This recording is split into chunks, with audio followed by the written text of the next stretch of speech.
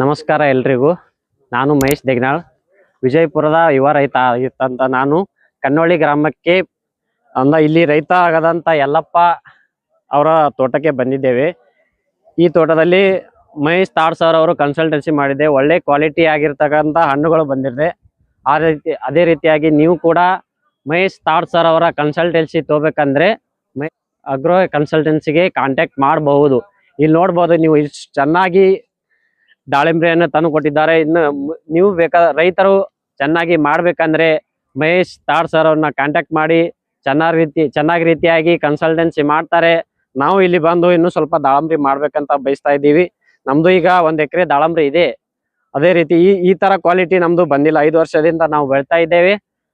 ಆದ್ರೆ ಈ ತರ ಕ್ವಾಲಿಟಿ ನಮ್ ಜಿಲ್ಲೆಯಲ್ಲಿ ಅಥವಾ ಎಲ್ಲಿ ಬಂದೇ ಇಲ್ಲ.